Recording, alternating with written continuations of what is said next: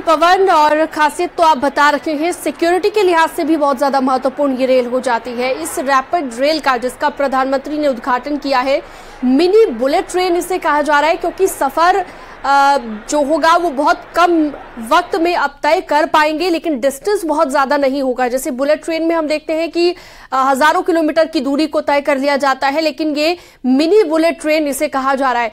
ऐसे में सिक्योरिटी के लिहाज से हम बात करें तो किस तरह की सुविधाएं मिलेंगी इसमें पवन?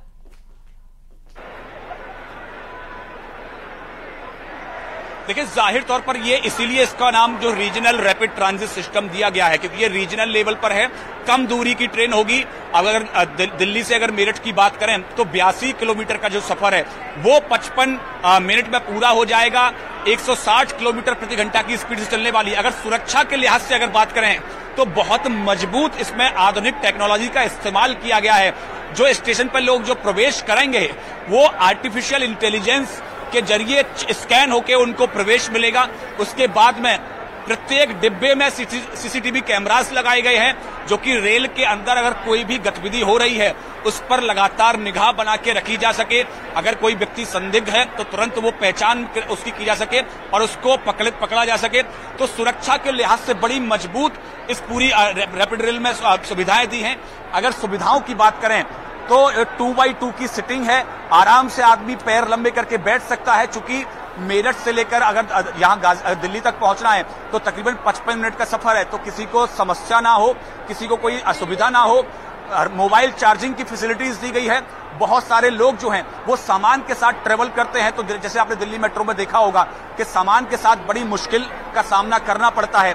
तो ऐसे में इसमें जो सामान के लिए ऊपर रैक्स की सुविधा भी दी गई है कि आप अगर आपके पास ज्यादा सामान है तो आप ऊपर रैक्स के ऊपर रख सकते हैं। उसके साथ साथ हर कोच, हर जो डिब्बा है, हर ट्रेन जो है उसमें एक जो पहला डिब्बा है वो प्रीमियम कोच रहेगा। उसमें थोड़ी फैसिलिटीज ज्यादा है, जो स्टैंडर्ड डिब्बा है उससे ज्यादा फैसिलिटीज हैं।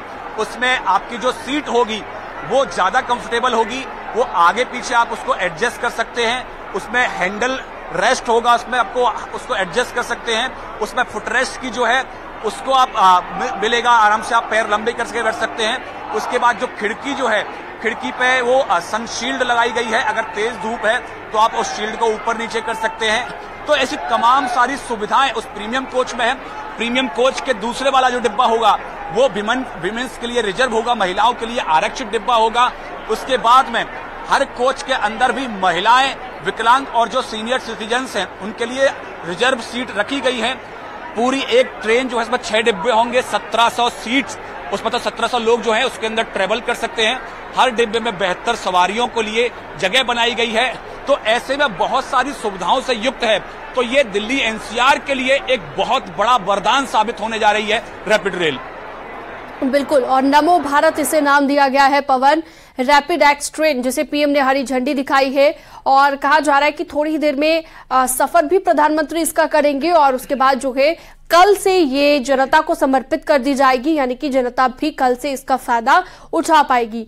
कितनी देर में ये सफर कर सकते हैं प्रधानमंत्री इसका, और क्या उनके साथ उस वक्त सीएम योगी भी मौजूद रहेंगे पवन?